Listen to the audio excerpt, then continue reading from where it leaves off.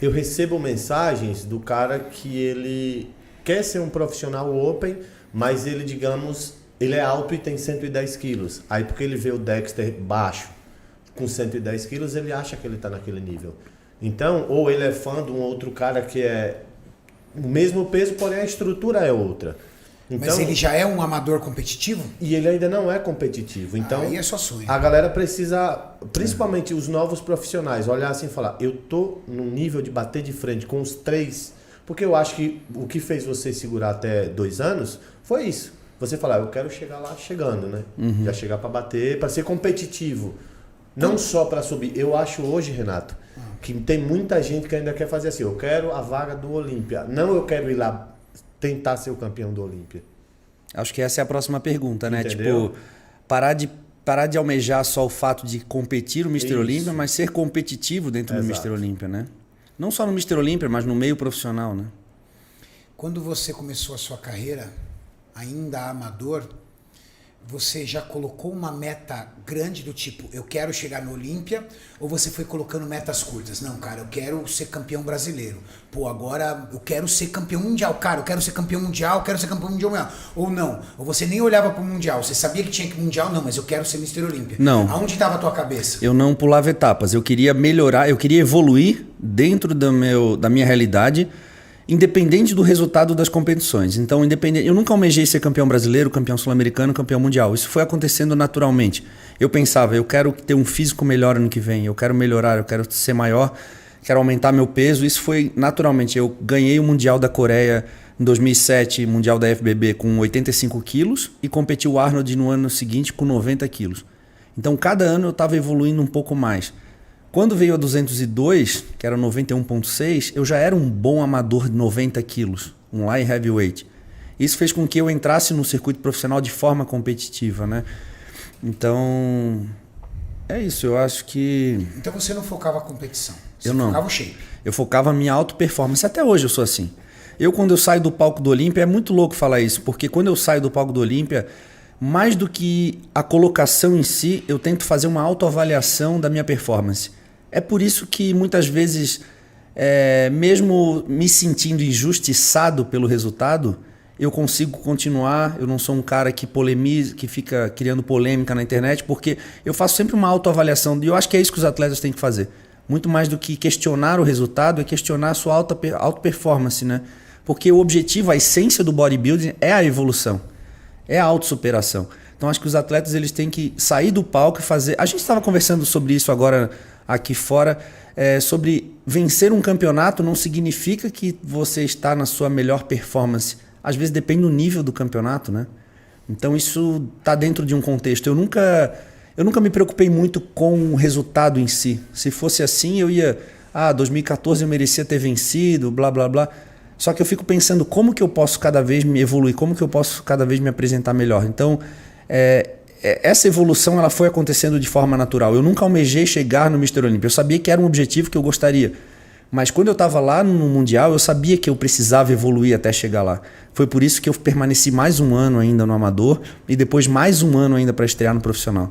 Eu acho que essa autoavaliação é muito importante. Você acha que se você fosse um cara, em vez de focar na sua performance, na evolução da sua performance, se você fosse um cara focado no campeonato em si, no título, a derrota poderia gerar uma frustração ao ponto que quando você saísse da competição, você olhasse e falasse assim, cara, será que tá valendo a pena fazer isso? Com certeza. Por isso que eu falo, tem alguns atletas que descem do palco com o título e com a certeza de que eles fizeram o melhor trabalho, mas às vezes não foi o melhor trabalho. E isso faz com que ele se sinta cego no que ele precisa evoluir, no que ele precisa melhorar.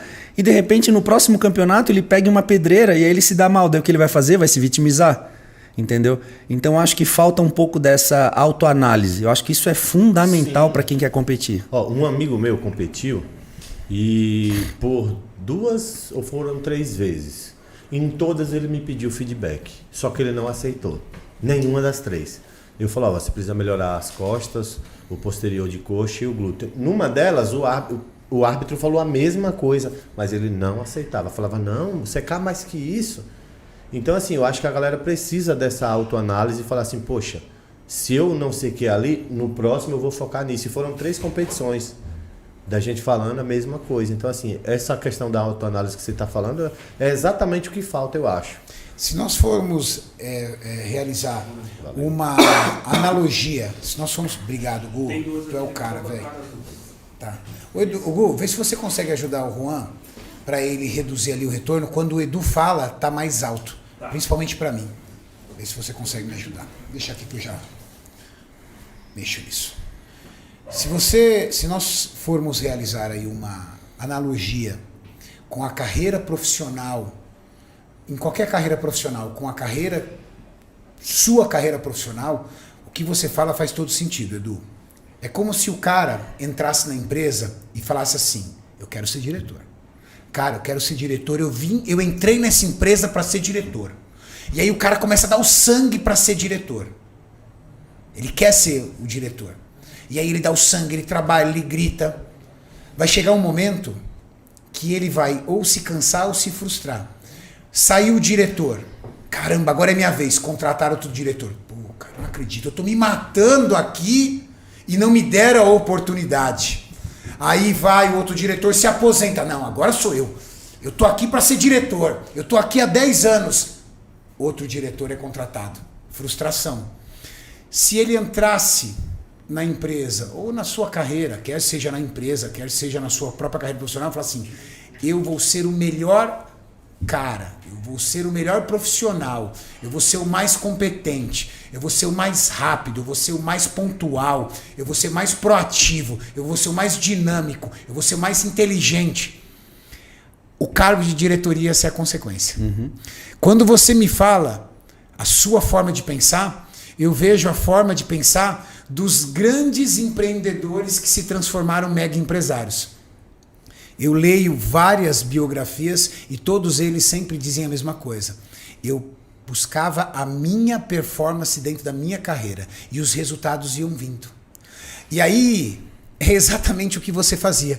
Você buscava o nível da sua performance e o resultado era a consequência. Nós temos 30 atletas em cima do palco, tá? A única pessoa e a única performance que tu consegue controlar é a tua. Tu não consegue controlar os 29 atletas que estão do teu lado. Tu não tem nada que tu possa fazer. Tu é passivo. O que tu vai fazer? Tu vai trabalhar a tua performance. É simples assim. E é muito difícil fazer essa autoanálise. A gente está falando isso, tem que fazer uma... É muito difícil. Por que é difícil?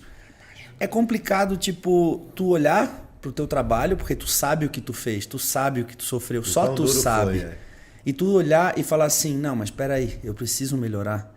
Eu ainda eu sou inferior, eu tenho pontos fracos. Porque as pessoas tendem a achar que pelo excesso do esforço, pela autossuperação, o prêmio delas seria o título, mas elas têm que entender que é um esporte de comparação e nem sempre o teu esforço, por mais que ele seja muito alto, seja suficiente para superar o teu adversário por outras questões também, né? Isso funciona muito em vídeo motivacional, né? Ninguém se esforçou mais do que eu, ninguém lutou mais do que eu. Cara, isso são frases que funcionam no contexto motivacional. Na alta performance, meu amigo, você tem linha de chegada ali. E a linha de chegada nossa é o resultado dos árbitros. E o resultado do árbitro, ele não sabe se você passou mais fome do que o cara do lado. Ele quer saber frame. Você de lado, você de frente, peitoral, pose por pose.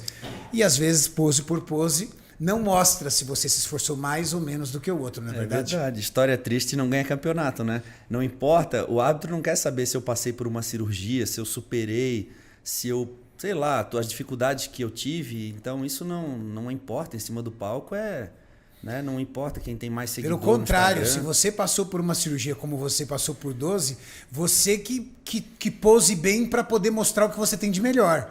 Exatamente. Aquilo não está sendo a seu favor, está sendo contra você. Exatamente. Então é muito difícil fazer essa autoavaliação. A gente tem que ser um pouco mais frio. O brasileiro já é um pouco mais emotivo, né? A gente percebe, né?